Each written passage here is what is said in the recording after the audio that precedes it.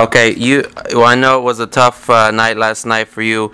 Vicente Escobedo, your fighter, was stopped, in the fifth round. Adrien Broner. What are your thoughts just on, first off, the fight itself last night?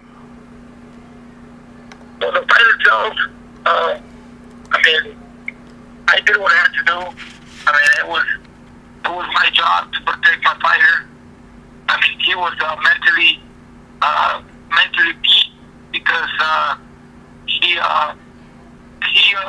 came to the weigh-ins, made his weight.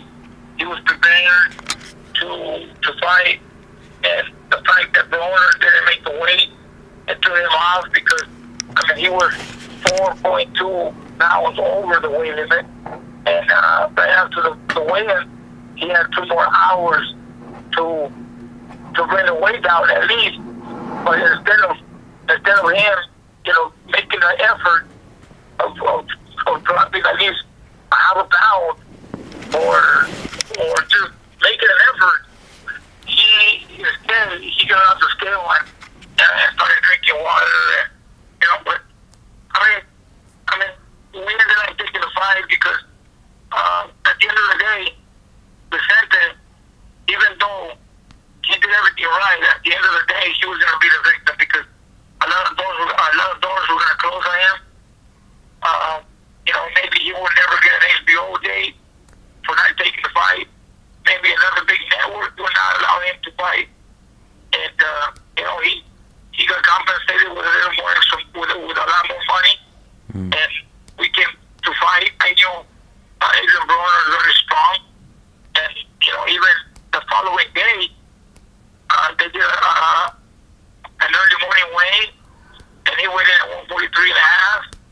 But by fight night, of course, he was like at 150, and Vicente was 141 or 142. He was going to be the bigger man. So my job in that corner was to protect my fighter and make sure that that he wasn't going to get pretty beat up. Broner broke his nose in the 4th round, and I knew that it was hard to stop the bleeding because the nose was broken. That was confirmed. I took him to the hospital last night, and it is broken. So, I was just watching him. Very closely, and it got to a point where I said, it's over. He was taking a lot of punishment. So I jumped on the ring and stopped the fight.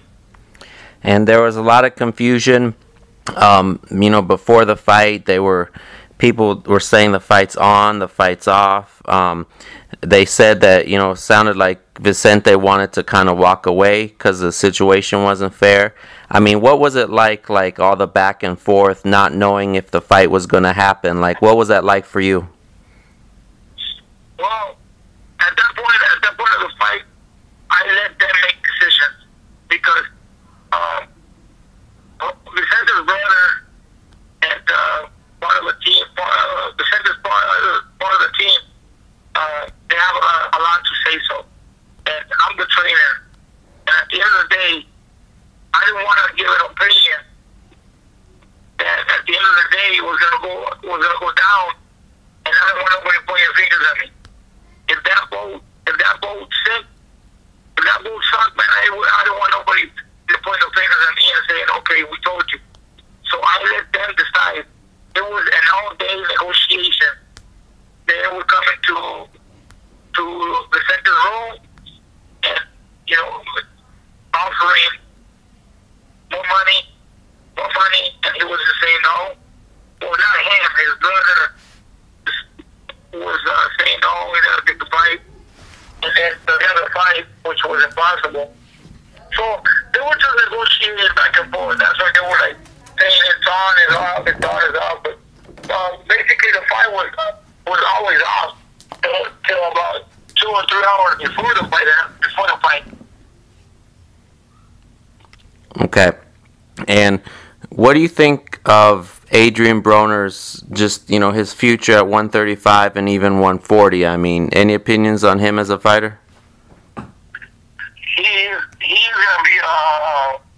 gonna be a superstar. That kid he has a lot of potential. Adrien Broner is a very strong, very talented, and very skillful fighter. That kid has a great future ahead of him. He's strong. just a